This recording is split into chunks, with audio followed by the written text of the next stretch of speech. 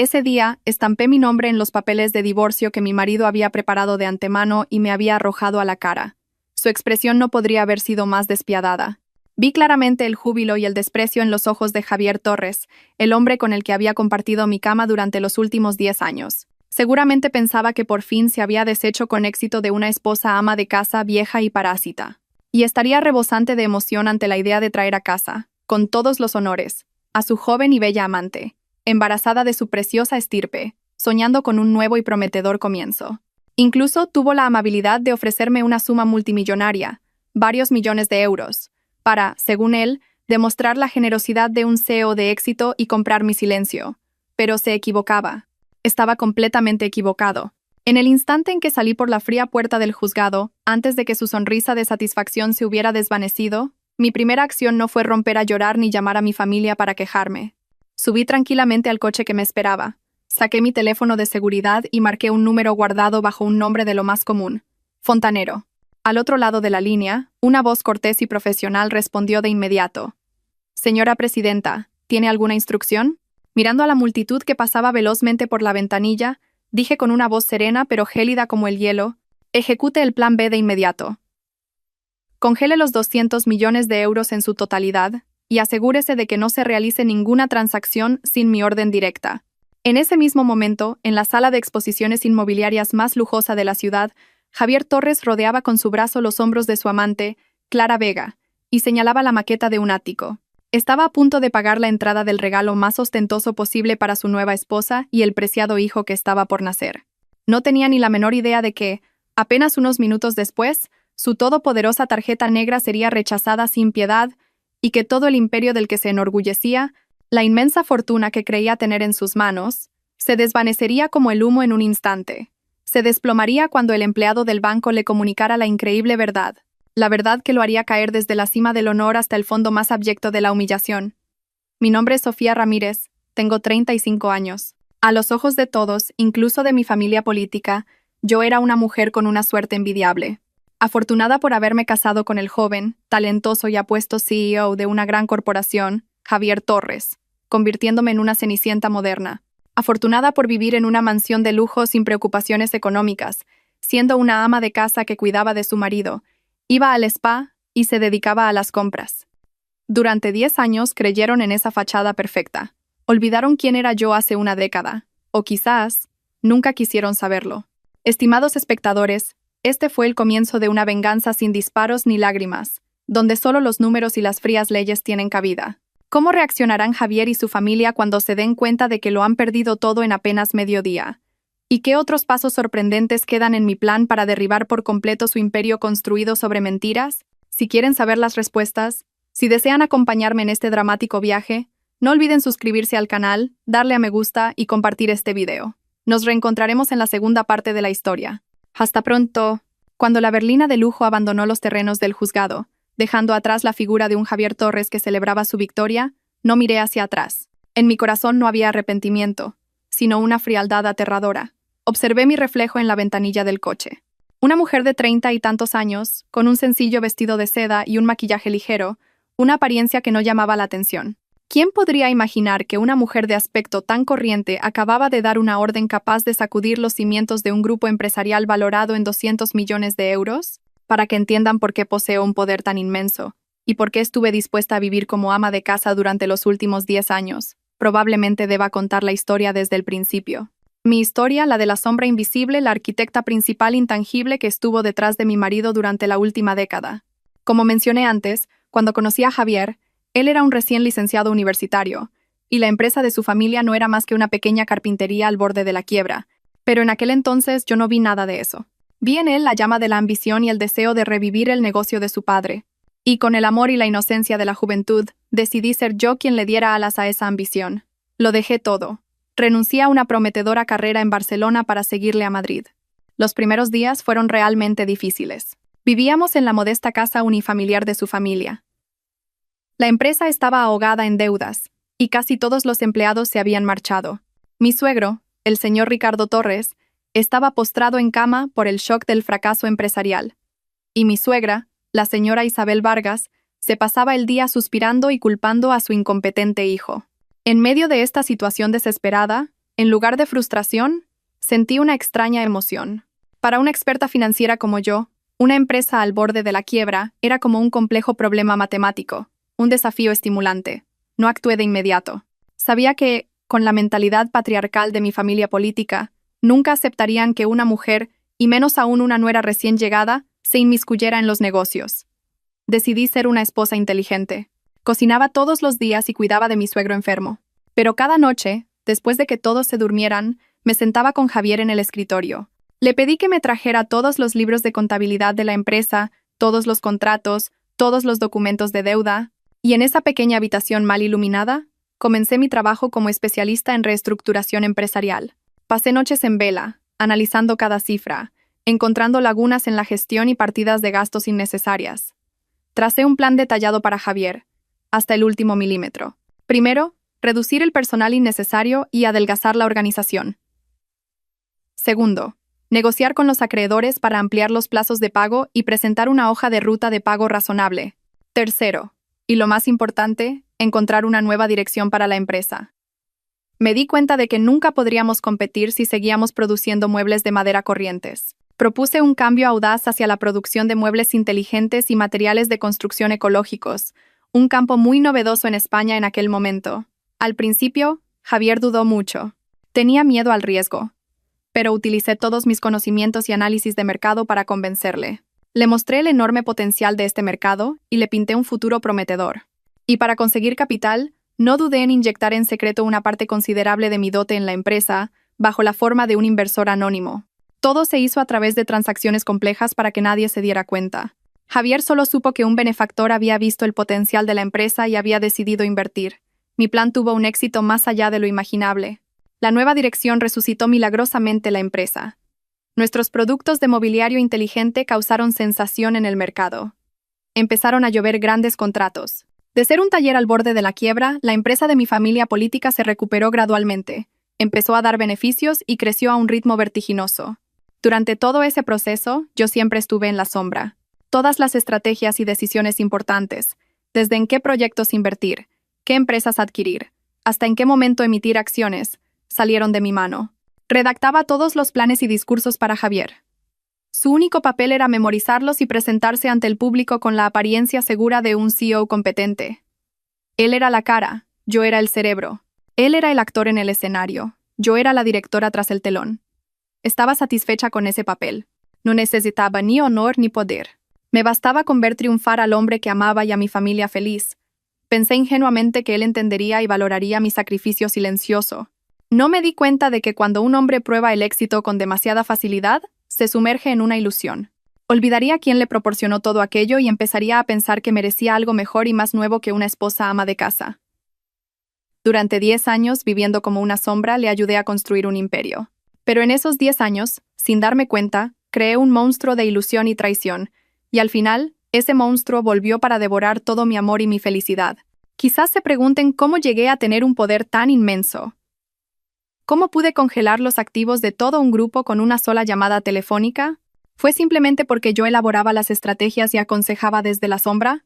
No, estimados espectadores. Si hubiera sido así, Javier podría haberme sacado fácilmente del juego en cuanto cambiara de opinión.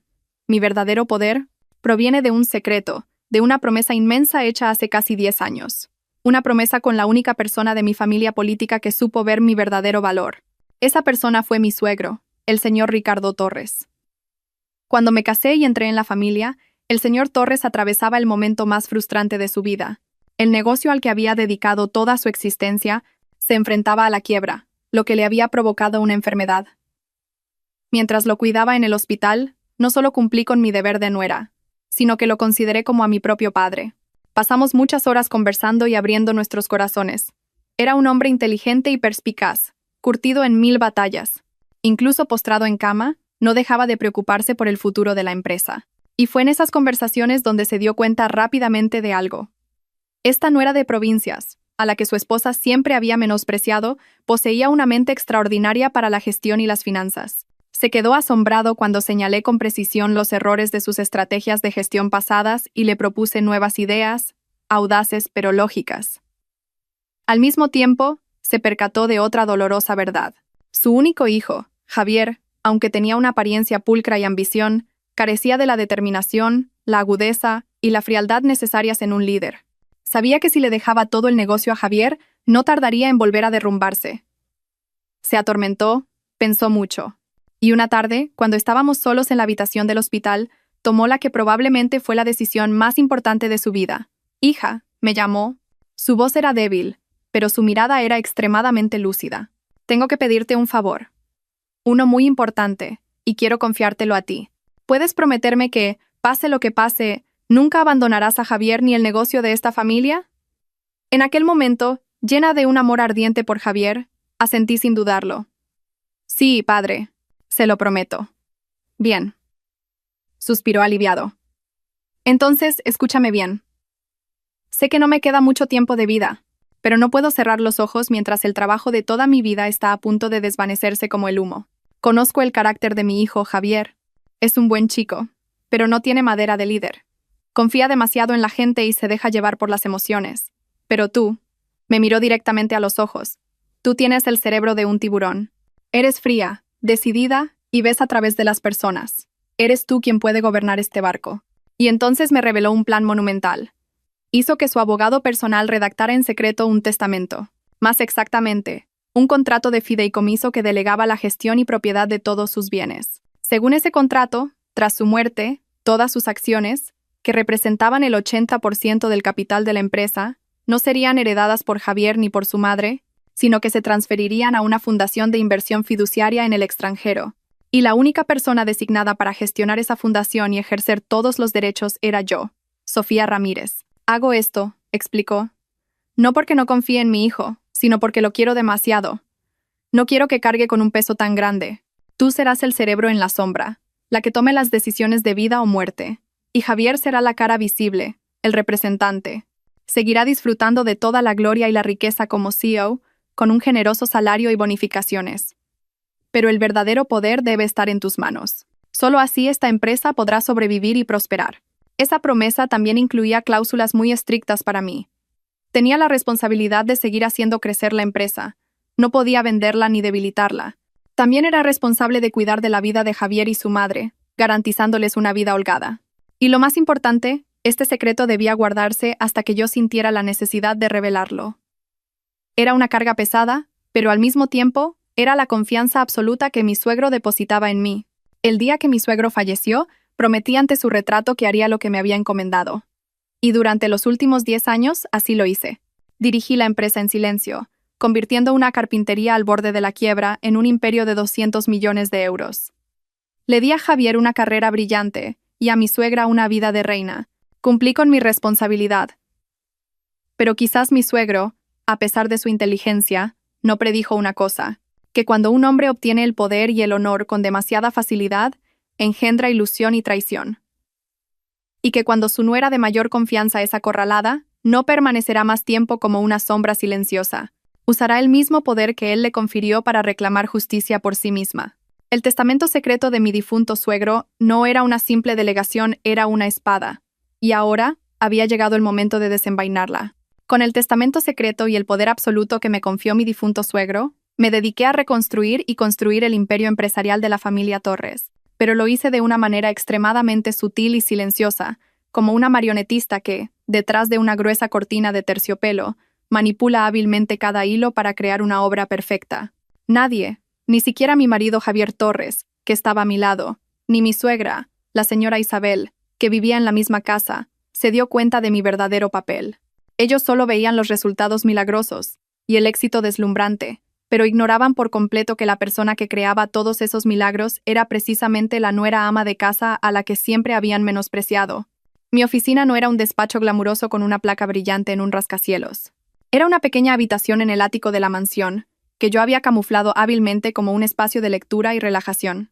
Dentro, además de estanterías de roble llenas de obras de literatura clásica, había un sistema de superordenadores de última generación, múltiples monitores que mostraban complejos índices bursátiles y una línea de Internet por satélite de alta velocidad instalada por separado para garantizar una conexión fluida las 24 horas del día.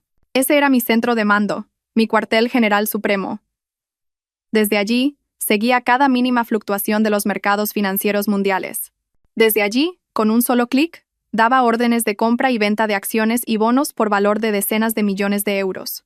Y también desde allí, trazaba cada movimiento y estrategia de desarrollo para Javier y el grupo. Mi manipulación se llevaba a cabo de una manera muy sistemática y casi sin dejar rastro. Cada mañana, después de preparar un desayuno elaborado para toda la familia, pasaba aproximadamente 1 hora con mi marido en su despacho de la planta baja, tomando el té y leyendo el periódico juntos. Pero en realidad esa era la reunión de estrategia más importante del día. Yo fingía leer por casualidad en un periódico económico internacional una noticia candente sobre una nueva tendencia de inversión o un movimiento inusual de un competidor. Y con el papel de esposa ignorante, le preguntaba ingenuamente a Javier su opinión. Cariño, se habla mucho de usar inteligencia artificial en el sector inmobiliario. Suena tan complicado. Como tú eres el experto, ¿qué opinas de esto? ¿No deberíamos investigar un poco en este campo para nuestra empresa? O bien, dicen que las acciones de ese grupo han caído a mínimos históricos. Como eres un genio de la gestión, ¿crees que sería un buen momento para comprar? ¿O sería muy arriesgado? Javier, siempre deseoso de presumir y con conocimientos económicos casi nulos, siempre lo descartaba con arrogancia. Ah, ¿qué sabrás tú de negocios? No te calientes la cabeza leyendo esas noticias tontas. Yo me encargo de los asuntos de la empresa. Pero apenas 1 o 2 días después, en una reunión de alto nivel del grupo, él presentaba solemnemente esas mismas ideas como si fueran su propia visión y decisión estratégica. He pasado varias noches estudiando esto a fondo, decía a los ejecutivos con voz firme. Creo que invertir en inteligencia artificial es el futuro, es la vía de supervivencia para nuestro grupo. Los ejecutivos subalternos, que eran los mejores expertos financieros que yo misma había contratado e infiltrado, aplaudían inmediatamente, elogiando la sabiduría, el genio y la visión de futuro del joven CEO. Cada discurso importante de Javier ante la junta de accionistas, cada entrevista en televisión o en la prensa, estaba redactado por mí.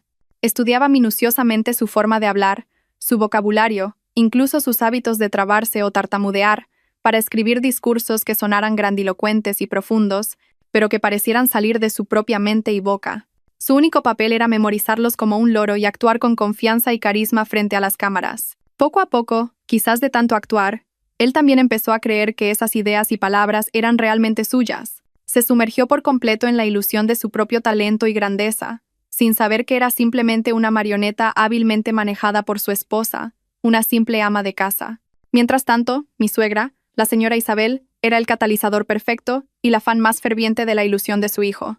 No sabía nada de gestión ni de finanzas, solo veía los resultados superficiales. La empresa crecía día a día, el dinero fluía como el agua, y su hijo se hacía cada vez más famoso y elogiado por la sociedad. Iba a todas partes, desde las reuniones de la asociación de vecinos hasta las lujosas fiestas de té de la alta sociedad, presumiendo del genio de la gestión que era su hijo, a quien había parido con tanto esfuerzo. Mi Javier es increíble, señoras, solía decir mientras se abanicaba con un abanico de seda con aire de orgullo. Ese chico tiene el cerebro de un genio. En solo unos años ha convertido la carpintería en quiebra que le dejó su padre en un grupo enorme. Realmente, hijo de tigre, sale pintado. Es una bendición para la familia. No podría pedir más, solo espero que pronto me dé un nieto para continuar la estirpe. Y cada vez que alguien por curiosidad preguntaba discretamente sobre mi papel, el de la nuera, en ese éxito, ella torcía los labios con desprecio y agitaba la mano. Por favor, ¿qué va a saber mi nuera? Ella solo tuvo la suerte de encontrarse con nuestro Javier. Se pasa el día en casa sin hacer nada, viviendo a nuestra costa, haciendo de ama de casa. ¿Qué utilidad tiene en el mundo? Bueno, al menos es dócil y obediente, así que supongo que cumple su papel de nuera.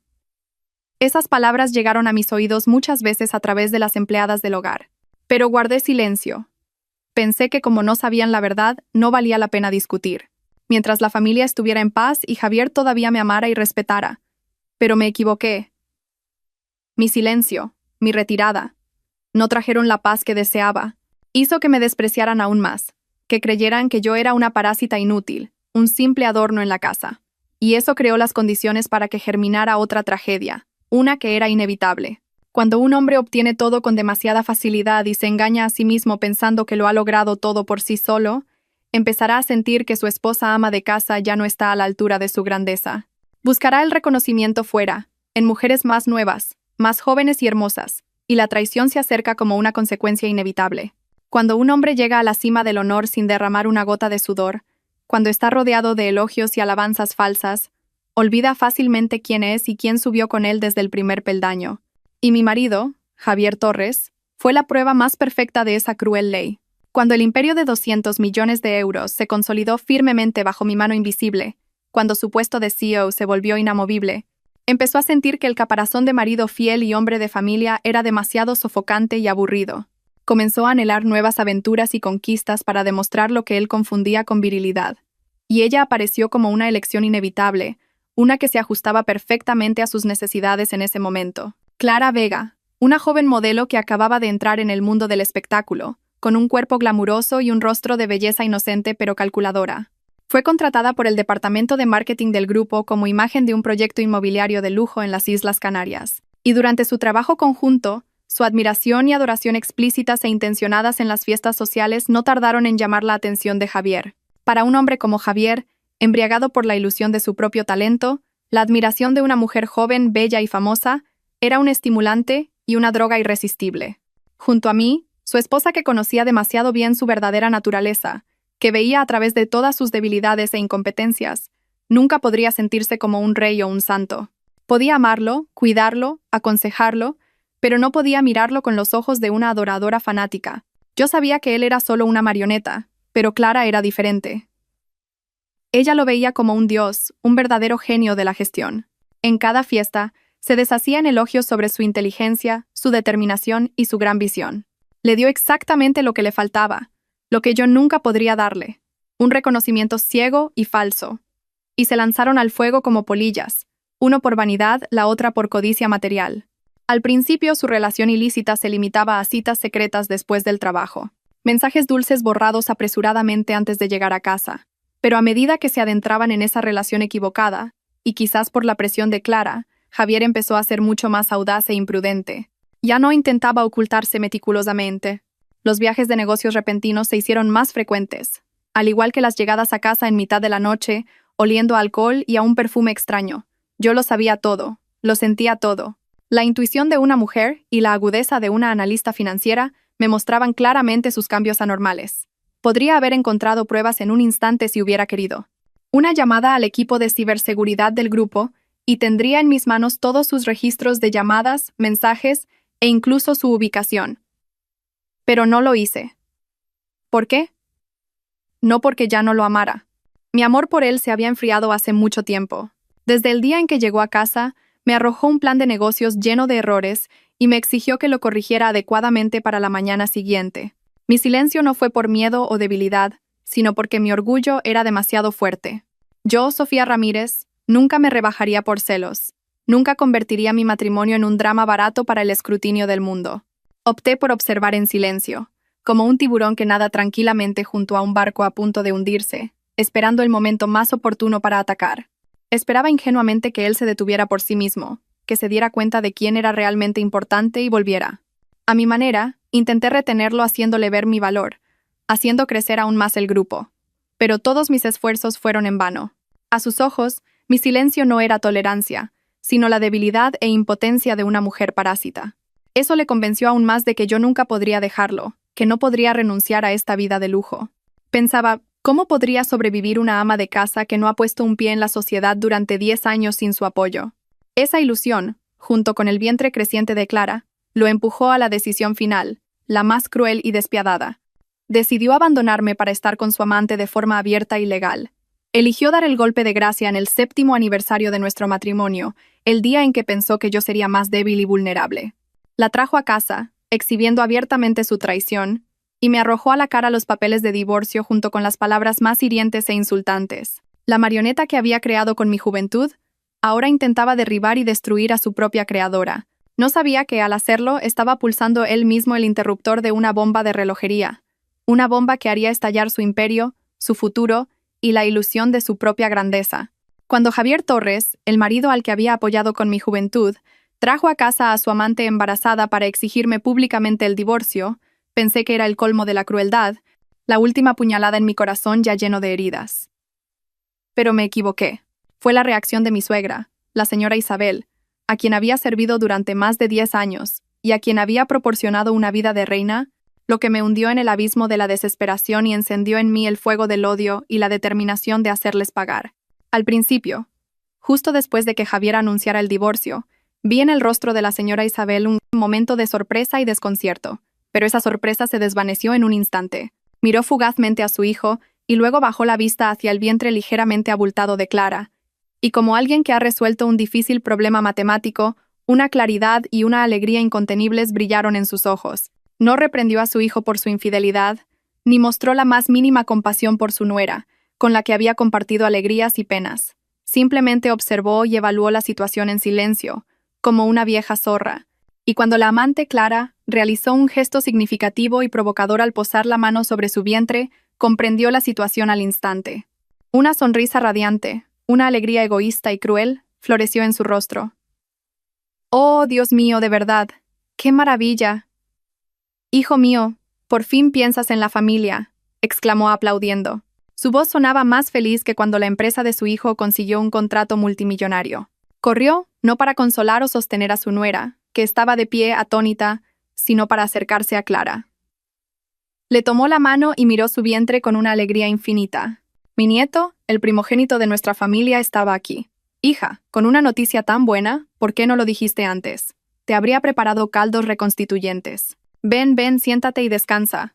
Moverse mucho no es bueno para nuestro preciado nieto». Hizo que Clara se sentara con sumo cuidado en el sofá de diseño italiano, que yo misma había pagado, como si estuviera asistiendo a una emperatriz viuda. Se desvivió en atenciones, sirviéndole agua personalmente, acomodándole un cojín y preguntándole cosas con una voz tan dulce que daba escalofríos. «¿De cuántos meses estás? ¿Es niño o niña? ¿Tienes náuseas? ¿Se te antoja algo? Ahora mismo mando que te lo preparen. A partir de ahora, quédate aquí, no tienes que ir a ningún lado. Aquí los sirvientes os cuidarán bien a ti y al bebé». Observé atónita su conmovedora obra de teatro de futura suegra y nuera, aunque yo, la esposa legal y la verdadera dueña de esta casa, estaba allí de pie, a sus ojos ya me había vuelto invisible. No, peor que invisible. Me había convertido en un obstáculo, una molestia, un objeto viejo que debía ser retirado cuanto antes para dar paso a lo nuevo. Y no me hizo esperar mucho. Después de mostrar suficiente atención y cuidado a su nueva nuera y a su preciado nieto, se volvió hacia mí. Esta vez, en su rostro no quedaba ni rastro de fingimiento, solo frialdad, arrogancia y una alegría incontenible. «Sofía», comenzó. Qué extraño y frío sonaba mi nombre en sus labios. «Llegados a este punto, deberías saber cuál es tu lugar. Como ves, nuestro Javier ha encontrado una nueva felicidad, y Clara lleva en su vientre la sangre de esta familia Torres. Si sigues aquí, solo serás una molestia y traerás problemas a la casa». Hizo una pausa y me recorrió de la cabeza a los pies con una mirada de desprecio. «Hablando con franqueza, durante estos 10 años has vivido a cuerpo de rey en esta casa gracias a nuestro Javier. Pero tu mala estrella quiso que no estuvieras destinada a disfrutar de esa fortuna. ¿Quién te manda ser un árbol estéril, una mujer que no puede tener hijos? Bueno, supongo que es el destino, no podemos culparte. Ahora deberías marcharte por tu propio pie para que ellos puedan vivir su vida con dignidad. Todavía eres joven, puedes encontrar otra felicidad. En esta familia Torres, en esta casa de renombre, no hay lugar para una nuera que no puede dar hijos. Que no puede dar hijos». Esas 2 palabras las había repetido innumerables veces a mis espaldas en sus conversaciones con amigos y parientes. Pero esta era la primera vez que me lo decía a la cara de una forma tan despiadada e insultante. «Mamá, ¿por qué le dices eso a Sofía?», intervino por fin Javier. Pero no para defenderme, sino simplemente para cumplir con su papel de hombre compasivo y salvar las apariencias. Después de todo, ha estado a mi lado durante 10 años. No dejaré que salga perdiendo. Yo. «Tú cállate», le gritó la señora Isabel, interrumpiendo a su hijo. «Eres un indeciso y un blando. Este asunto lo arreglo yo, así que vosotros los hombres no os metáis, y dejad que nosotras las mujeres nos encarguemos». Se levantó y se acercó a mí con una expresión amenazante. Ya no parecía una funcionaria jubilada, sino una proxeneta echando a una prostituta pasada de moda. Señaló con el dedo la enorme puerta de entrada de madera. «Coge tus cosas personales y lárgate de esta casa ahora mismo. Te doy 15 minutos. A partir de este momento, ya no eres mi nuera, ni parte de esta familia. No me obligues a llamar a los guardias de seguridad. Sería mucho más vergonzoso. Me estaba echando de mi propia casa, de la casa que mis padres habían comprado con el sudor de su frente. Su descaro y desfachatez habían alcanzado un nivel increíble. La miré a ella y luego a Javier. Él estaba de pie con la cabeza gacha, sin rebatir una sola palabra de su madre. Asentía tácitamente. Lo entendí. Esto no era un arrebato espontáneo de la señora Isabel. Era una obra de teatro que madre e hijo habían discutido y planeado de antemano. Querían humillarme de esta manera, echarme de casa de la forma más vergonzosa, para abrirle paso con justificación a esa amante.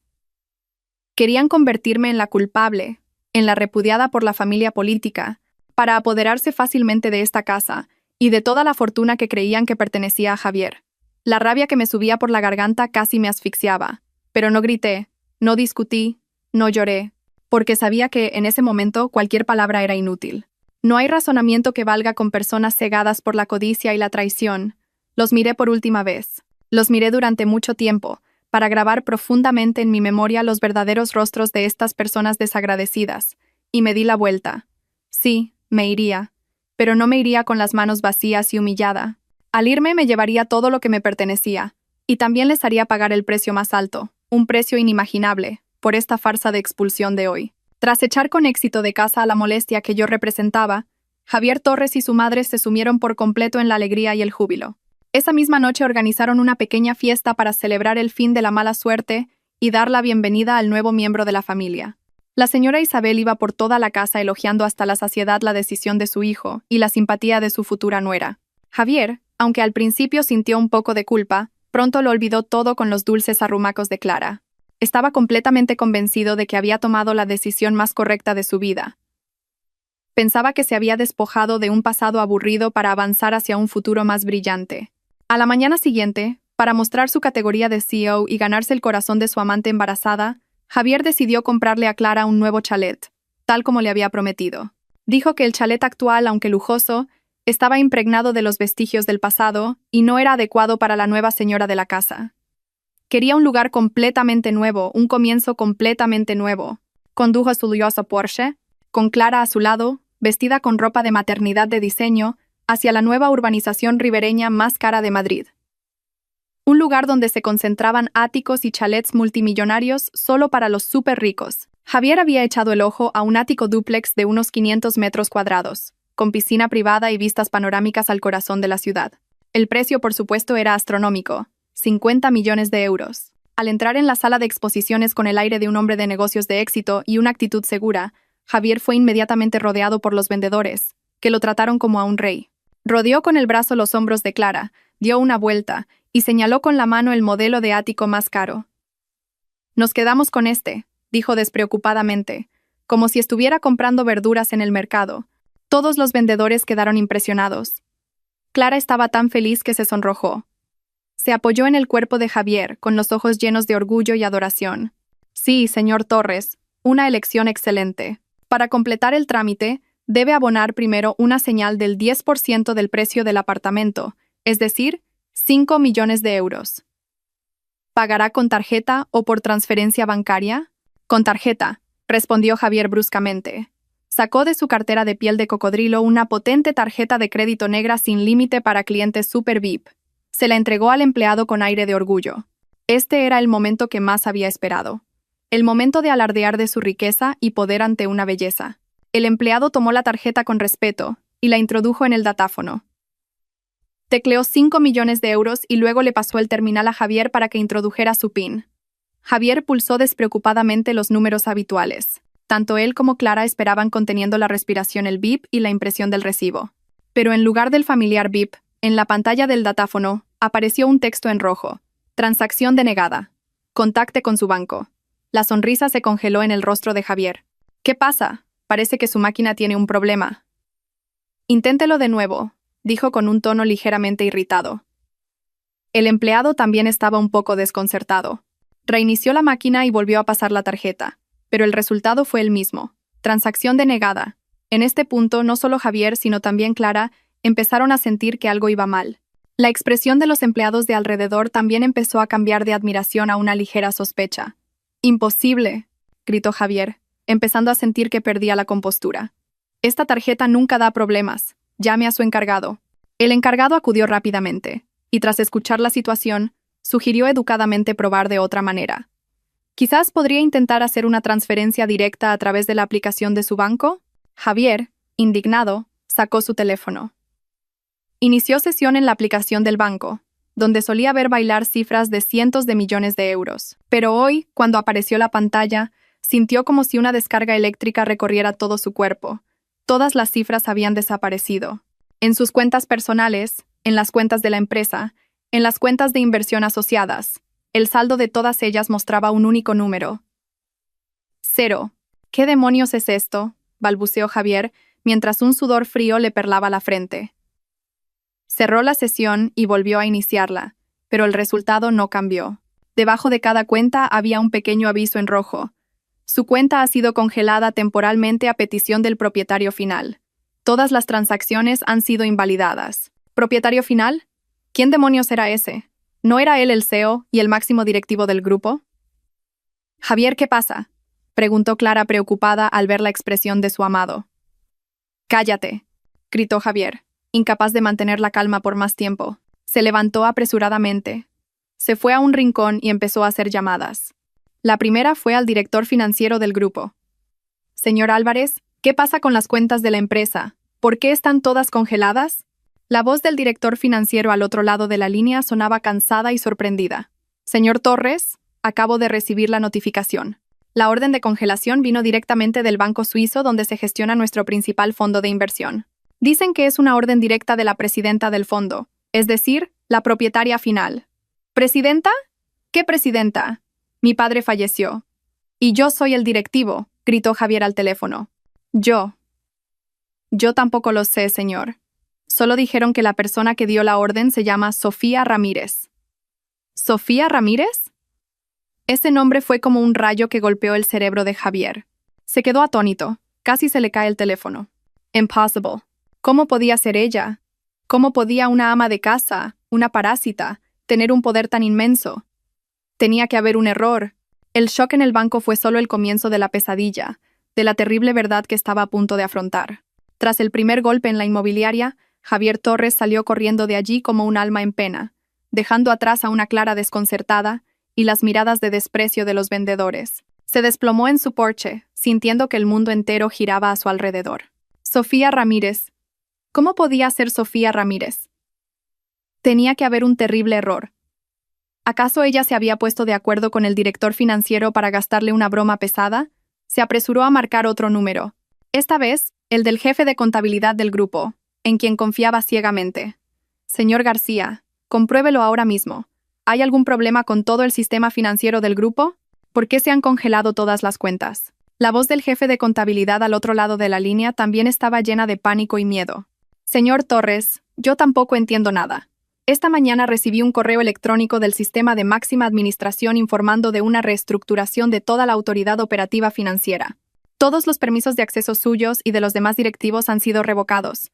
La orden la ha dado alguien con el cargo de Presidenta del Alto Consejo, un título que nunca antes había oído. «¿Presidenta del Alto Consejo? ¿Quién es? ¿Cuál es su nombre?», gritó Javier, con el corazón latiéndole a 1000 por hora. Sí. El correo electrónico especifica que la persona que ocupa ese cargo es la señora Sofía Ramírez. Otra vez Sofía Ramírez. Esta vez no había duda. Ese nombre, junto a un cargo tan poderoso, confirmaba un hecho innegable. La esposa ama de casa a la que acababa de abandonar tenía, de alguna manera, el control absoluto de la vida financiera de todo el grupo. Pero, ¿cómo? ¿Cómo podía una mujer que solo se dedicaba a las tareas del hogar tener un poder tan aterrador? Javier llamó frenéticamente a un directivo tras otro, pero todos le dieron respuestas similares. Ellos eran simples asalariados, obedecían órdenes de arriba, y ahora su jefa suprema no era el CEO Javier Torres, sino la presidenta Sofía Ramírez. Abrumado por la impotencia, el pánico y la ira, Javier condujo a casa como un loco. Necesitaba una explicación. Necesitaba descubrir la verdad. Al llegar al chalet, vio a su madre, la señora Isabel, dando órdenes alegremente a la asistenta para que redecorara mi habitación para la nueva nuera. «Mamá, tenemos un gran problema», irrumpió Javier con el rostro pálido. Le contó todo. El rechazo de la tarjeta, la congelación de las cuentas y el repentino ascenso de Sofía a la presidencia. Al escuchar la historia, la señora Isabel se quedó atónita al principio, incrédula, pero esa expresión de asombro pronto se convirtió en furia. «¿Qué? ¿Esa zorra malvada se atreve a hacer algo así?», gritó con voz aguda. «¿Con qué derecho? No es más que una parásita, una mujer que ni siquiera puede tener hijos. Seguro que ha hecho alguna jugarreta sucia. Se ha compinchado con esos directivos para robarle la empresa a mi hijo. La codicia y la ignorancia le impedían aceptar la verdad. A sus ojos, yo seguía siendo la nuera de provincias, nada más. No podía creer que yo pudiera ser la persona con el poder real.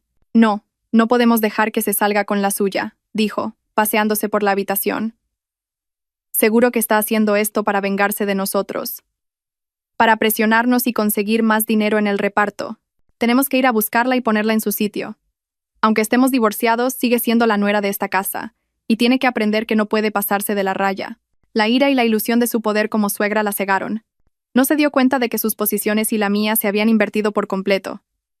Todavía pensaba que podía avasallarme y sermonearme con su autoridad de suegra. Vamos, llévame ahora mismo a donde esté, le ordenó a su hijo. He oído que se está quedando temporalmente en el ático de una amiga, en esa torre diamante, ¿no? Vamos allí. Tengo que pedirle explicaciones en persona. Le voy a dar una lección. Javier también estaba sumido en el pánico y la ira en ese momento. Ya no le quedaba raciocinio para sopesar los pros y los contras. Él también quería encontrarme, enfrentarme y descubrir la verdad. Él también creía que esto no era más que una sucia treta mía, y pensaba que podría sofocarla fácilmente con su fuerza de hombre. Así, un hombre furioso y otro en pánico, madre e hijo, condujeron para buscarme, con la ciega convicción de que todavía tenían la sartén por el mango. No sabían que estaban caminando directamente hacia una trampa mayor, hacia una obra de teatro que mi difunto suegro y yo habíamos preparado 10 años antes. En un estado de furia y confusión extremas, madre e hijo condujeron el Porsche a toda velocidad hacia la Torre Diamante, donde creían que me alojaba temporalmente. La señora Isabel, sentada en el asiento del copiloto con una expresión asesina, no paraba de proferir insultos irreproducibles, llamándome víbora y desagradecida. Incluso había trazado un plan en su cabeza. Al llegar, montaría un escándalo, lloraría, gritaría y armaría un alboroto para que todos allí se enteraran de mi deslealtad y traición, con la esperanza de que la vergüenza me obligara a devolverlo todo dócilmente. Javier en silencio solo apretaba el volante. Él también imaginaba la escena en la que me interrogaría y, con su autoridad de marido, me obligaría a confesar mi conspiración. Todavía estaban sumidos en su ilusión de poder, sin saber que el mundo había cambiado por completo. Su berlina de lujo se detuvo frente al vestíbulo de la Torre Guno, la más suntuosa del complejo. Se bajaron del coche con la actitud segura propia de la clase alta, pero esa confianza se desvaneció al instante, como si les hubieran arrojado un jarro de agua fría. Justo cuando intentaban entrar en el vestíbulo, 2 altos guardias de seguridad uniformados salieron inmediatamente y les bloquearon el paso con las manos. «Disculpen, ¿a qué vienen ustedes dos?», preguntó uno con voz educada pero firme. La señora Isabel frunció el ceño con disgusto. «Aparten. Venimos a ver a un familiar en el piso 35. Lo siento, pero ¿a quién buscan en el piso 35? ¿Y tienen cita previa?», preguntó el segundo guardia, manteniendo su postura de bloqueo. «¿Tenemos que informarles a ustedes a quién buscamos?», gritó la señora Isabel. «Venimos a ver a nuestra nuera, la señora Sofía Ramírez. Somos familia, ¿qué necesidad hay de una cita?». Al oír el nombre de Sofía Ramírez y el número del apartamento, los 2 guardias se miraron, y el primero dijo con voz aún más firme: «Lo sentimos, pero hemos recibido instrucciones de la propietaria del apartamento de no recibir a ningún invitado que no esté en la lista de citas previas. Y sus nombres no están en esa lista. Por favor, retírense». «¿Qué? ¿Se atreve a hacer algo así?», se enfureció la señora Isabel. «¿Se cree que puede dar órdenes a los guardias de aquí viviendo de prestado en casa de una amiga? ¿Saben ustedes quién soy? Soy su suegra. Apártense ahora mismo». Javier, temiendo que el escándalo de su madre le hiciera perder la compostura, la apartó rápidamente. Intentando ser más educado, sacó una tarjeta de visita de su cartera. «Hola, soy Javier Torres, CEO del Grupo Torres. Tengo un pequeño malentendido con mi esposa. Le agradecería que nos permitiera subir un momento para resolver un asunto familiar». Pensó que su título de CEO intimidaría a estos guardias. Pero se equivocó. El guardia miró la tarjeta, se la devolvió y negó con la cabeza. «Lo siento, señor Torres. Solo seguimos las normas y las instrucciones de la propietaria. Sea quien sea usted, no podemos dejarle subir. Si continúan causando alboroto, nos veremos obligados a tomar medidas más drásticas». La actitud inflexible e implacable del equipo de seguridad dejó a Javier y a su madre sin palabras. Estaban acostumbrados a ser respetados y agasajados donde quiera que fueran. Era la primera vez que se les negaba la entrada tan despiadadamente. Se dieron cuenta de que algo iba mal. Este ático no era simplemente la casa de una amiga, como habían pensado. Mientras estaban allí, desconcertados, furiosos y sin saber qué hacer, un hombre muy elegante con un traje negro salió del vestíbulo. Era el abogado Mateo Herrera. Me había contactado previamente y llevaba un tiempo allí. Hola, señor Torres. ¿Y señora? Comenzó el abogado Herrera. Su voz era tranquila, pero con un toque de sarcasmo que no ocultaba. Vienen a buscar a la señora Sofía. Lamentablemente, no está aquí. Tú eres el abogado de esa zorra de Sofía, ¿verdad? La señora Isabel reconoció al abogado, que había estado en su casa antes para tramitar algunos de mis papeles. Dime, ¿dónde se esconde esa zorra? ¿Tú también estás compinchado con ella para robarnos el patrimonio familiar? El abogado Herrera simplemente sonrió. Señora, debería tener más cuidado con sus palabras. La difamación también es un delito grave. No estoy conspirando con nadie. Simplemente estoy haciendo mi trabajo, bajo el encargo de mi clienta y la verdadera propietaria de este ático. ¿La señora Sofía? ¿La propietaria? Javier y la señora Isabel gritaron al unísono, sin poder creer lo que oían. ¿Este ático era de ella? Exacto, asintió el abogado Herrera. Lo compró hace 3 años con sus propios fondos personales. Simplemente no se lo dijo a nadie porque no le gusta alardear. Ah, y no es solo esta casa. El abogado Herrera continuó como si estuviera charlando. Creo que también tiene algunas más en Barcelona y en las Canarias. No lo recuerdo con exactitud.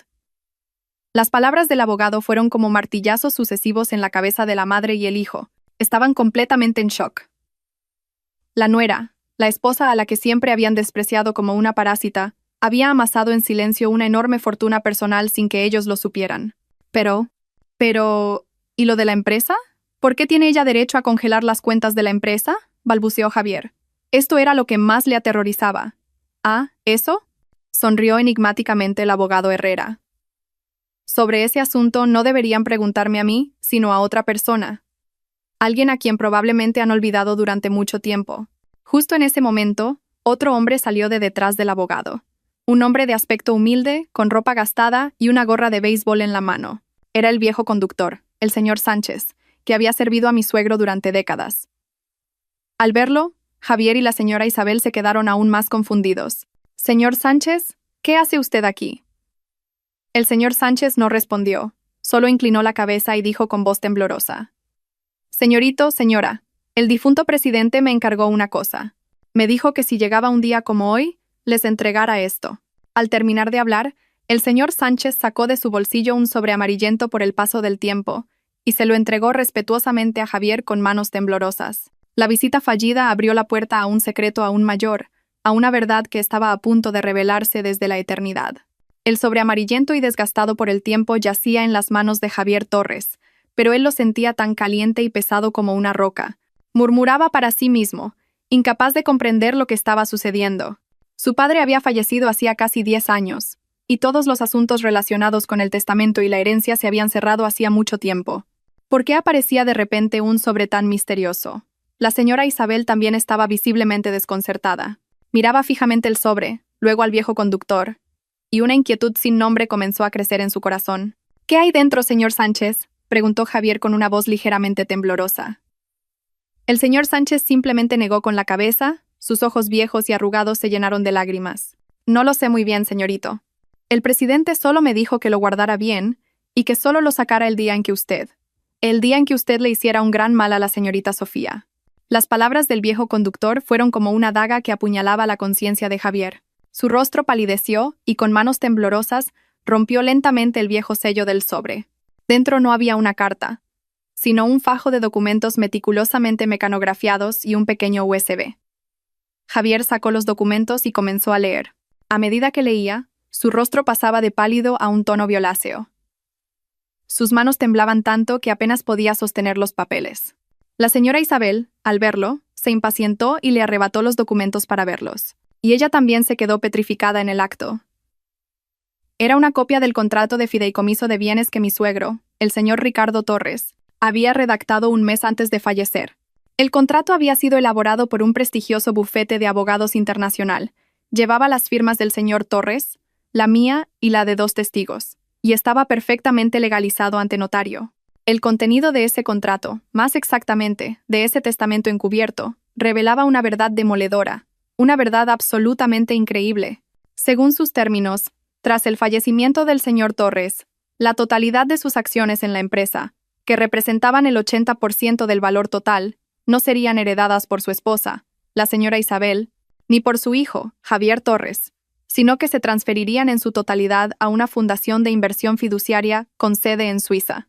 Y la única persona designada para gestionar esa fundación, para obtener los beneficios y para ejercer pleno poder sobre todas las actividades, inversiones, ventas, retiradas de fondos, era yo, Sofía Ramírez. El contrato también especificaba muy claramente el papel de Javier Torres. Sería nombrado para el cargo de CEO, actuando como la imagen representativa de la empresa, y disfrutaría de un salario muy generoso, bonificaciones y beneficios acordes a su posición de CEO de una gran corporación. Sin embargo, no tendría ninguna propiedad ni poder de decisión sobre los asuntos financieros clave. Todas las decisiones importantes debían ser aprobadas por la gestora del fondo, es decir, por mí. Dicho sin rodeos, él no era más que un empleado de alto standing que trabajaba para la empresa de su propia familia. Javier y su madre estaban completamente atónitos, sin palabras. Releyeron el contrato una y otra vez, como si no pudieran creer lo que veían sus ojos. ¿Por qué? ¿Por qué el señor Torres había hecho eso? ¿Por qué confiaba más en una nuera recién llegada que en su propio hijo y su esposa? Justo en ese momento, el abogado Mateo Herrera, que había permanecido en silencio observando, tomó la palabra. Su voz era fría y clara.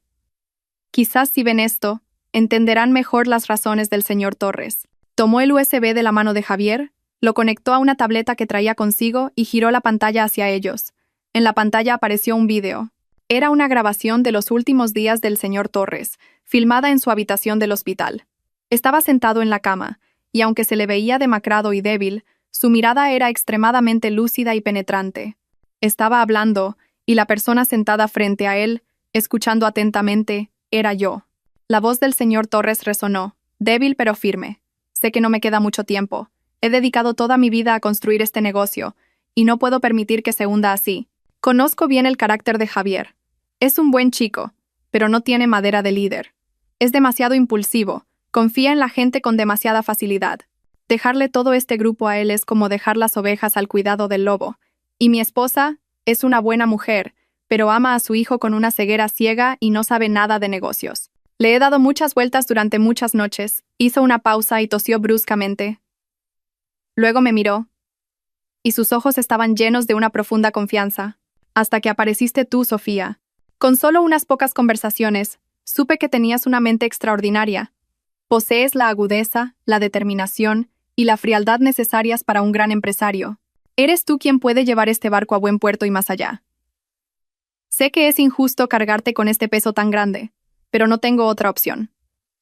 Considéralo la súplica de un padre. Sofía, por favor, cuida de este negocio por mí, y cuida de Javier por mí. Confío en ti. El video terminó, pero las últimas palabras del señor Torres continuaron resonando en el espacio. La verdad se había revelado de forma tan clara que ya no podía ser negada. No había conspiración, no había usurpación. Todo había sido planeado y delegado por el propio cabeza de familia, el fundador del grupo. Javier y la señora Isabel se desplomaron en los asientos de espera del vestíbulo, completamente destrozados. Toda su ira y sus acusaciones se habían vuelto tan estúpidas y ridículas. Habían estado insultando y tratando de hacer daño a la misma benefactora que había sostenido silenciosamente a esta familia durante los últimos 10 años. Ellos mismos habían destrozado la perfecta obra de teatro que el señor Torres había creado para proteger sus vidas acomodadas. Supongo que ahora lo entienden todo, ¿verdad?, dijo el abogado Herrera, mientras guardaba la tableta. La señora Sofía no le ha quitado nada a nadie. Al contrario, ha cumplido fielmente la última voluntad del señor Torres, trabajando incansablemente para convertir una empresa al borde de la quiebra en un imperio de 200 millones de euros, para que ustedes pudieran vivir la vida que tienen hoy. La orden de congelar las cuentas no fue un acto de venganza, sino simplemente el ejercicio de su legítima autoridad, su derecho como propietaria a proteger sus activos de los riesgos que ustedes estaban causando. La verdad había salido a la luz, pero en lugar de alivio, solo trajo una mayor desolación y desesperación. Javier y su madre se dieron cuenta de que no solo habían perdido la fortuna, lo habían perdido todo. Habían perdido la confianza de su difunto padre y marido, y habían perdido el derecho a caminar con la cabeza alta. Después de que se revelara la demoledora verdad, Javier Torres y su madre no se atrevieron a armar más escándalo en el vestíbulo del edificio. Regresaron a casa en silencio, sumidos en la más absoluta desolación y desesperación. La sensación de pasar de ser el amo y la reina a darse cuenta de que no eran más que empleados, parásitos, era más dolorosa y humillante que perder dinero. Al regresar a la estrecha casa que habían conseguido temporalmente, madre e hijo tuvieron una gran pelea. La señora Isabel culpó a su hijo por ser un estúpido y no saber controlar a su esposa, mientras que Javier reprochó a su madre su codicia, que había llevado las cosas a este punto. Pero tras las recriminaciones mutuas, tuvieron que enfrentarse a la cruda realidad. Estaban a punto de perderlo todo. Si yo, Sofía Ramírez, realmente movía ficha, si decidía retirar todo el capital del grupo, ese imperio de 200 millones de euros se derrumbaría en un instante, y ellos pasarían de una vida de lujo a tener las manos vacías, e incluso a estar endeudados. El miedo venció al orgullo. Sabían que ya no podían enfrentarse a mí legalmente. El único camino que les quedaba era apelar a las emociones. Decidieron buscarme, no para discutir, sino para suplicar. Y para llevarlo a cabo, empezaron a tramar otra obra de teatro, una mucho más elaborada y falsa.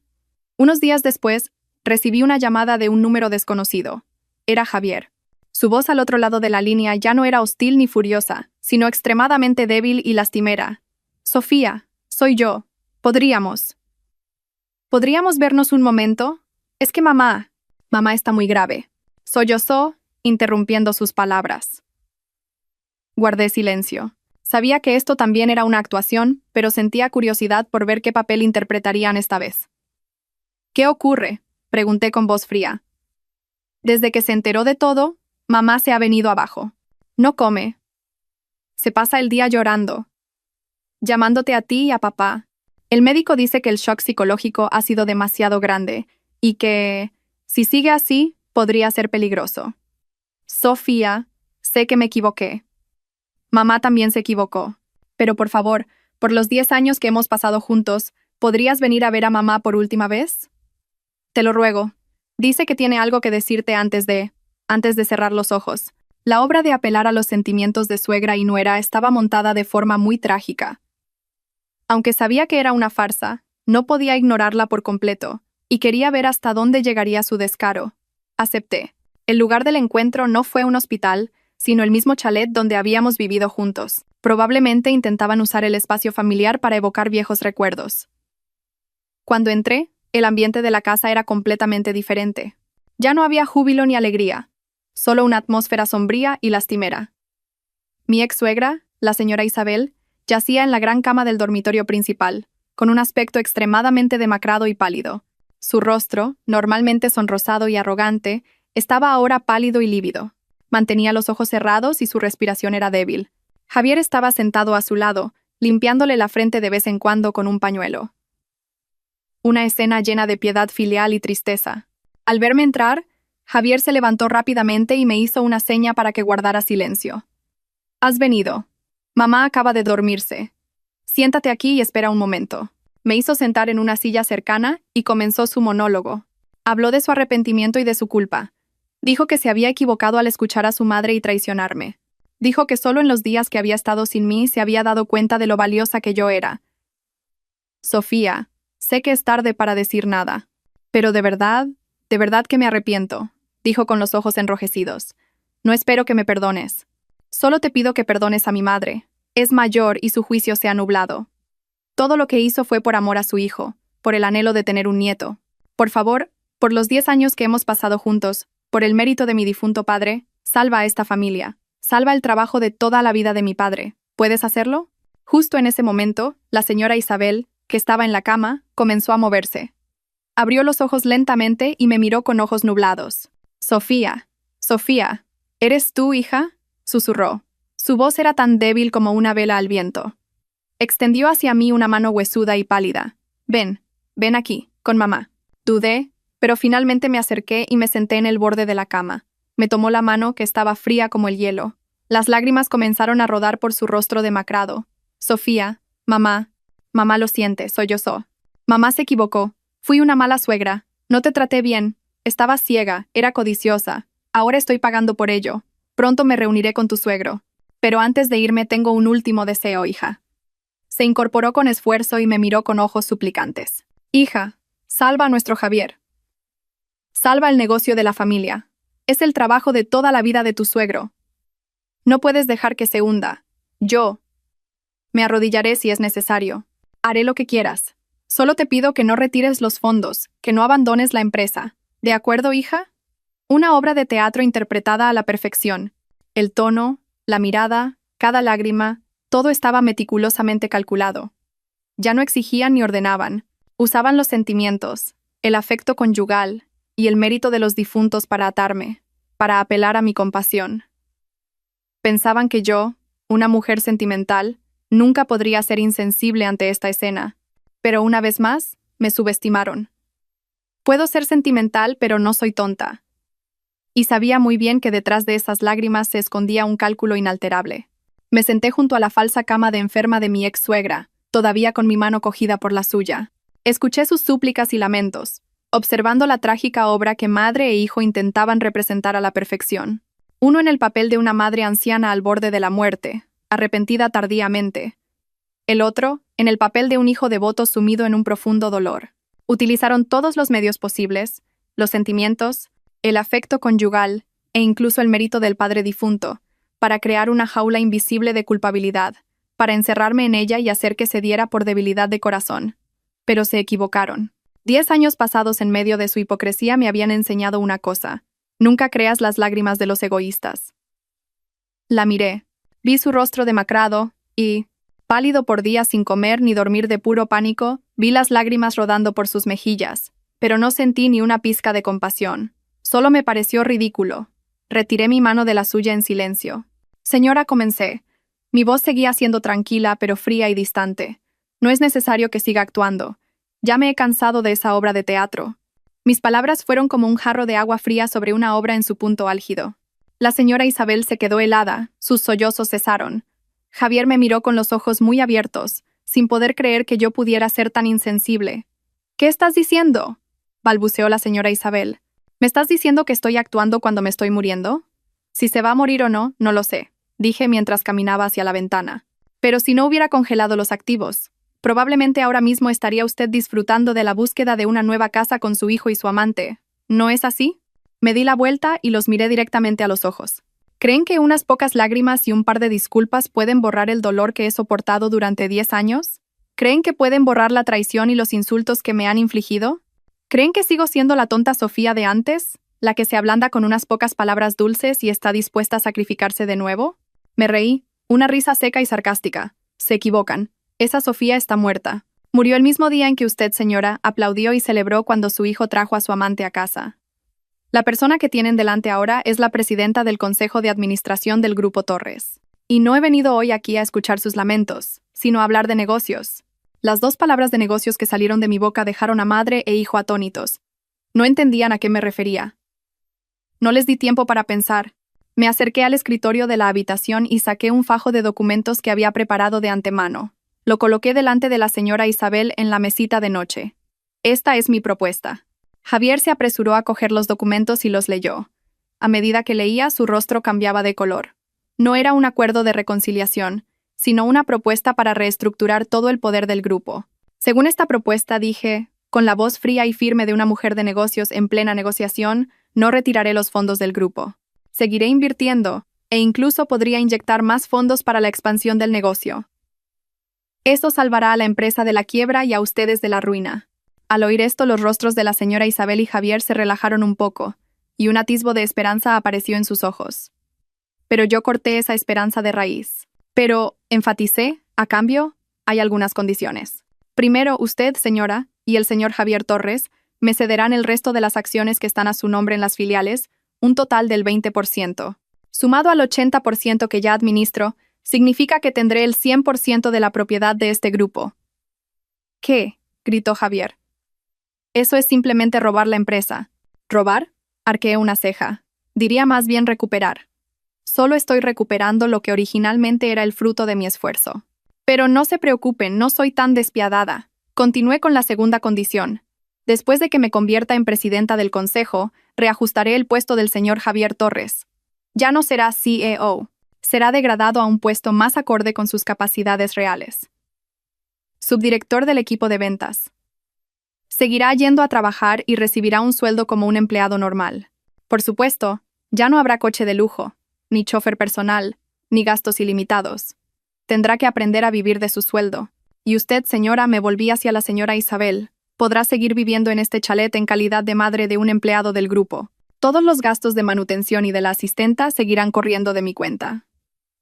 Pero se acabaron los viajes a Europa y las compras de lujo. Tendrá que aprender a vivir una vida normal, como cualquier otra jubilada. Y la última y más importante condición. Los miré a ambos. A partir de ahora, no interferirán en absoluto en la gestión del grupo ni en mi vida personal.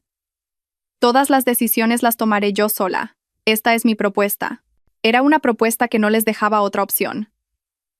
Aceptar y vivir una vida normal, aunque no tan opulenta como antes, o rechazar y enfrentarse al colapso del grupo, a la pérdida de sus bienes y a empezar de cero.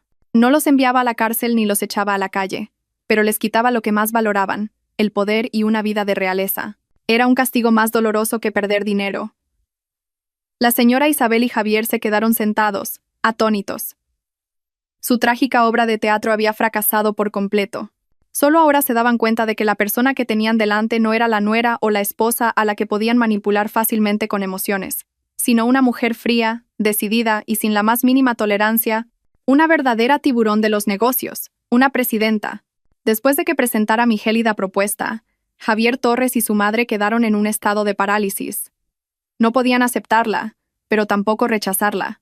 Intentaron suplicar de nuevo, apelando a los viejos sentimientos, a la lealtad, e incluso al padre fallecido de Javier, pero yo ya no me conmoví en lo más mínimo. Les di exactamente 24 horas para pensar y firmar el acuerdo. De lo contrario, retiraría todo el capital, tal como había prometido. En medio de esta tensa situación, otro personaje, que había quedado momentáneamente olvidado, apareció de repente para complicar aún más las cosas. Era Clara Vega, la amante embarazada de Javier. Cuando las cuentas de Javier fueron congeladas y no pudo comprar el chalet, Clara comenzó a sentirse inquieta, pero aún no se había rendido por completo.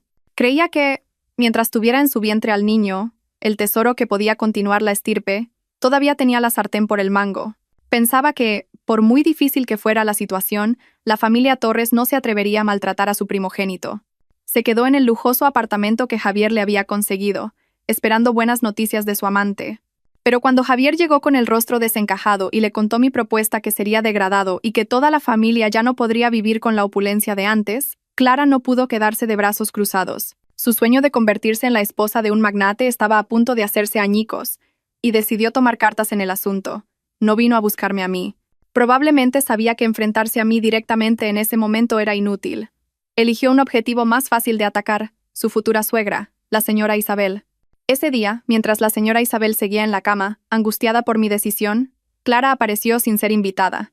Ya no tenía el aspecto dulce y salamero de antes. Entró directamente en la habitación y se sentó en una silla frente a la señora Isabel, con una actitud muy desafiante. Señora, fue directa al grano. He oído el rumor de que la hermana Sofía ha vuelto y quiere quedarse con toda la fortuna de la familia. ¿Es eso cierto?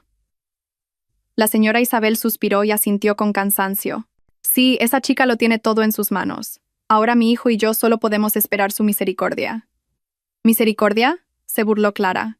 ¿Cree que una mujer que ha sido traicionada por su marido y expulsada por su suegra va a tener misericordia? Es usted demasiado ingenua. No los dejará en paz. Ni a usted ni a su hijo. Los torturará lentamente, los hará vivir una vida peor que la muerte para vengarse. Las palabras de Clara fueron como agujas que atravesaron los miedos de la señora Isabel. Entonces, ¿qué hacemos ahora?, preguntó con voz de pánico. ¿Qué hacemos?, sonrió Clara con cálculo. ¿Ha olvidado que todavía tiene un as en la manga? Y ese as está aquí, en mi vientre. Acarició suavemente su vientre abultado. El primogénito de la familia Torres. La señora Sofía tiene dinero y poder, pero no puede tener esto. Con esto en nuestras manos todavía podemos darle la vuelta a la tortilla. ¿Qué quieres decir? La señora Isabel todavía no entendía. Quiero decir, se acercó Clara y susurró, que no podemos dejar que la hermana Sofía se quede con todo. Javier puede ser degradado, pero no podemos permitir que una extraña se quede con toda la fortuna del grupo. Tiene que luchar.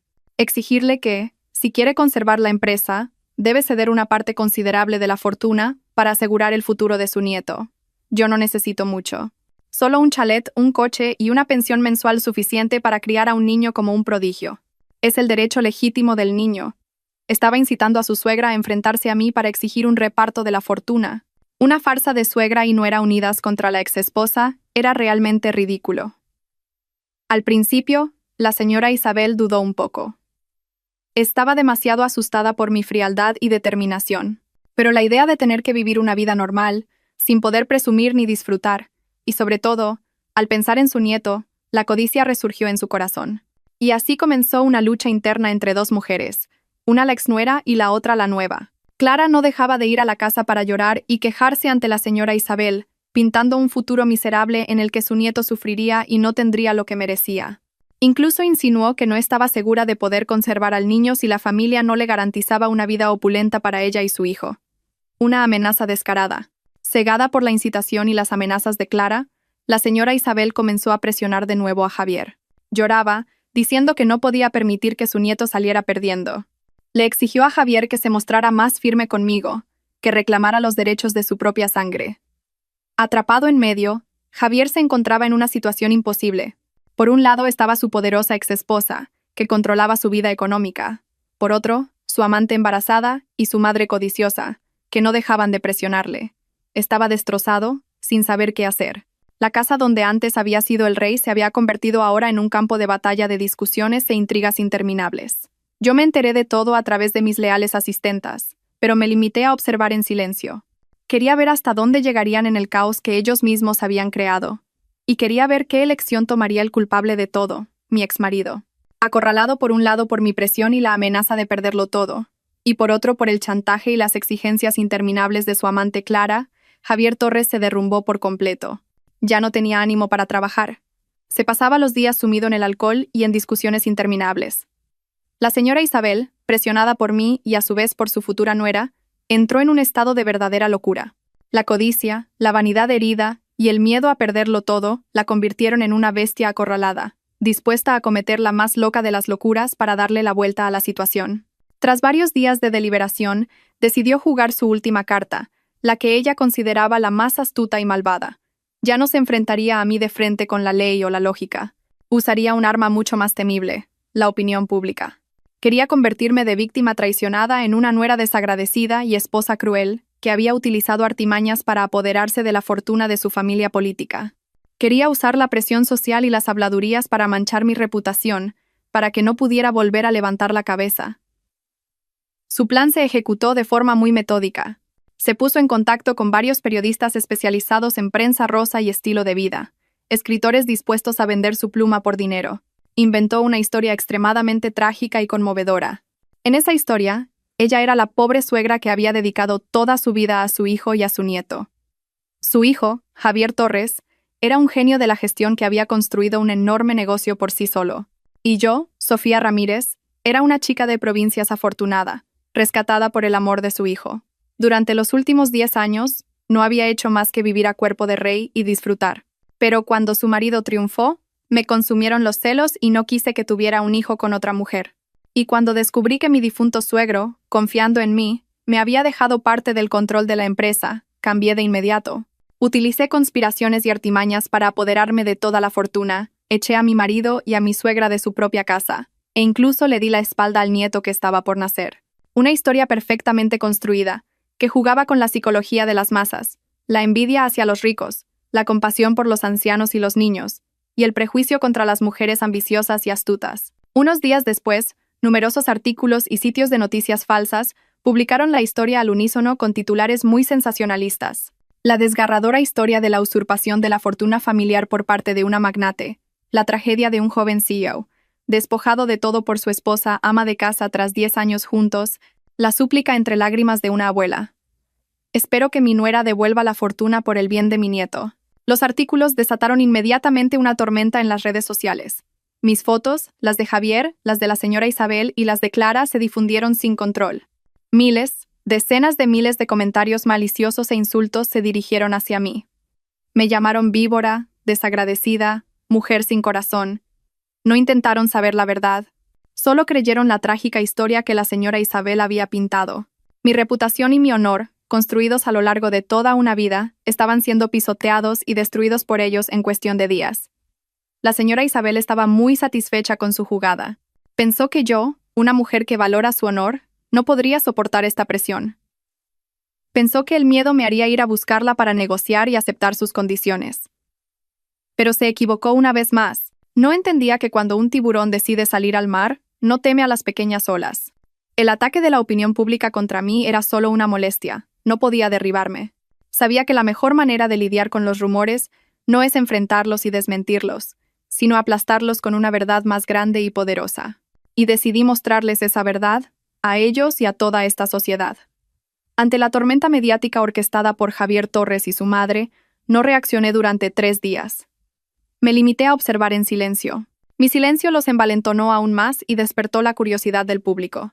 Pensaron que el miedo me había dejado sin palabras. No sabían que mi silencio era la preparación para el contraataque final. La preparación para un golpe fulminante que lo terminaría todo.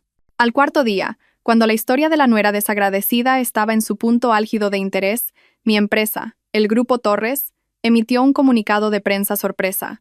Anunciaba la celebración de una rueda de prensa oficial a la mañana siguiente con el tema «Presentación de la nueva presidenta del Consejo de Administración y aclaración de los rumores internos del grupo». El anuncio causó un gran impacto de inmediato. ¿Nueva presidenta? ¿No era Javier Torres el CEO y máximo directivo? ¿Quién sería la nueva presidenta? ¿Y cuáles eran esos rumores? Toda la atención de los medios de comunicación y del público se centró en esta rueda de prensa.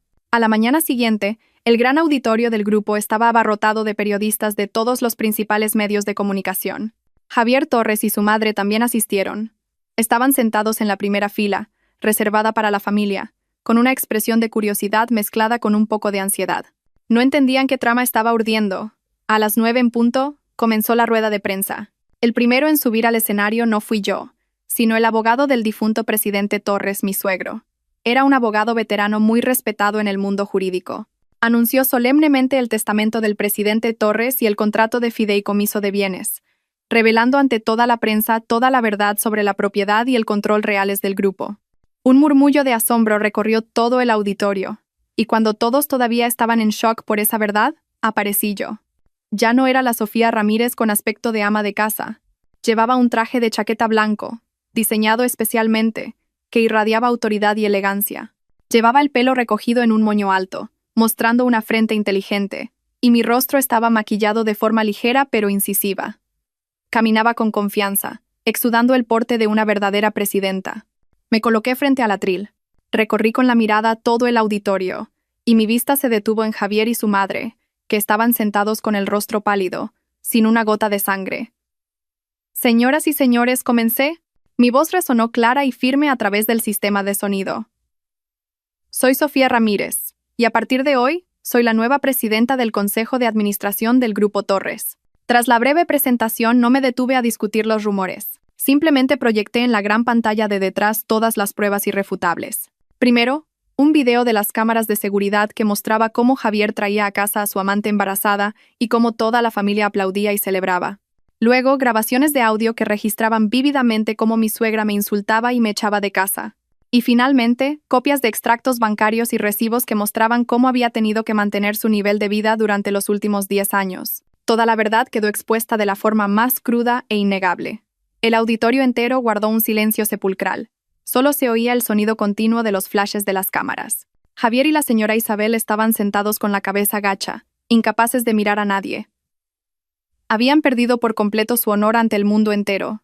Después de presentar pruebas suficientes, terminé mi discurso con una declaración final. En cuanto al futuro del Grupo Torres, me comprometo a seguir liderando la empresa y a llevarla a un nuevo nivel. En cuanto al señor Javier Torres, dados los acontecimientos, ya no es apto para mantener el cargo de CEO.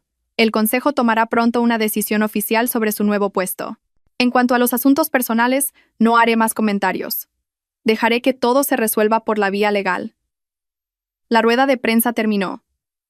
Había logrado una victoria total. Todos los rumores se hicieron añicos. Mi honor fue restituido, y el verdadero poder finalmente volvió a su dueña. En los días siguientes, Javier Torres y su madre desaparecieron por completo de la alta sociedad. Tuvieron que mudarse del chalet y vivir una vida normal. Javier fue degradado a un puesto de empleado raso en un departamento sin importancia, Tenía que ir a trabajar por sí mismo y ganarse la vida. Clara, al ver que su amante lo había perdido todo, abortó rápidamente y huyó lejos. Y yo, oficialmente, tomé las riendas del grupo. Con mi talento y determinación, reestructuré toda la empresa, haciéndola crecer mucho más fuerte que antes. Ya no era una sombra, sino una verdadera presidenta, respetada y admirada por todos. A veces, cuando tengo tiempo libre, todavía me quedo sola en mi despacho en el último piso del edificio, contemplando las luces brillantes de la ciudad. Ya no me siento sola. He encontrado la paz en mi independencia y mi fuerza. Mi historia, quizás, no es una historia de amor, sino la historia del despertar de una mujer, de su recuperación. Una historia que confirma que la mayor felicidad no proviene de un hombre, sino del valor y la capacidad de una misma. Saludos a todos los que han acompañado hasta los últimos momentos de la historia de vida de la señora Sofía Ramírez en el canal Consultorio de Vida Dorada. Al concluir el último relato, en nuestros corazones queda no solo la satisfacción por el triunfo de la justicia, sino también una reflexión sobre el honor y los rincones oscuros del alma humana. La historia de la señora Sofía no es simplemente una venganza común, estimados espectadores. Si miramos más a fondo, es una declaración firme sobre la capacidad y el valor de la mujer. Es una lección profunda sobre los peligros de vivir en una ilusión y una prueba de que la inteligencia es el arma más poderosa y atractiva. La primera y más fundamental lección de esta historia es una advertencia sobre el papel y el sacrificio de la mujer en el hogar. Nuestra protagonista, la señora Sofía, es el epítome de una mujer talentosa, con la mente de un genio financiero. Pero, por amor, aceptó pasar a un segundo plano, a convertirse en una sombra, una ama de casa, para que su marido brillara. Su sacrificio fue inmenso. Dedicó toda su juventud e inteligencia a construir un imperio para su familia política. Pero, ¿qué obtuvo a cambio de ese sacrificio silencioso? No fue respeto, sino que alimentó a un incompetente que vivía en una ilusión y a una familia que solo sabía disfrutar del esfuerzo ajeno. La tragedia de la señora Sofía es una lección costosa para todas las mujeres. Nunca renuncien a su carrera y a su propio valor por ningún hombre. Pueden ser un sólido apoyo, pero nunca una sombra invisible. Porque si ustedes mismas renuncian a su propia luz, no se quejen si los demás no las ven. De ahí llegamos a una lección aún más importante: el peligro de depender de los demás y vivir en la ilusión de las propias capacidades. Javier Torres es la encarnación de ese fracaso. Tenía todo: estatus, dinero, fama, pero nada de eso lo había conseguido por sí mismo. No era más que una marioneta perfectamente fabricada, un espantapájaros, pero él creía que era un rey de verdad. Esa ilusión lo convirtió en un ser arrogante y traicionero, que despreciaba a la misma persona que lo había creado. Y cuando la marionetista decidió cortar los hilos, cayó en picado desde la cima hasta el abismo. Esta historia es una advertencia para todos nosotros, especialmente para los hombres. Nunca construyan su carrera sobre una base de mentiras o dependiendo de los demás. El verdadero éxito debe provenir de la propia capacidad, del sudor y del esfuerzo, porque todo lo que se obtiene con demasiada facilidad se pierde con demasiada rapidez. Y quizás lo que hace que esta historia sea tan especial e inspiradora es la espectacular remontada de la señora Sofía. No usó lágrimas, no recurrió a trucos de celos baratos, usó su arma más poderosa, su inteligencia y su poder financiero. Demostró que cuando una mujer tiene el conocimiento y la independencia en sus manos, ninguna fuerza puede despreciarla o pisotearla. Su venganza no fue para destruir, sino para restablecer el orden, para devolver cada cosa a su verdadero valor. No los echó a la calle sin piedad, simplemente les quitó lo que no les pertenecía, y los obligó a enfrentarse a su verdadera naturaleza y capacidad. Queridos espectadores, la historia de la señora Sofía es una poderosa afirmación de que, en la sociedad moderna, el valor de una mujer ya no se limita a ser una buena esposa y madre en la cocina. La inteligencia, la valentía y la independencia financiera son las joyas más preciosas y la armadura más sólida. Aprendan constantemente, mejórense a sí mismos, y aprovechen con valentía las oportunidades para afirmar su propio valor. Si esta historia les ha aportado una nueva perspectiva, lecciones profundas sobre la vida, y les ha motivado a convertirse en una mejor versión de sí mismos, no duden en suscribirse al canal, darle a me gusta y compartir este video. Muchas gracias por su atención.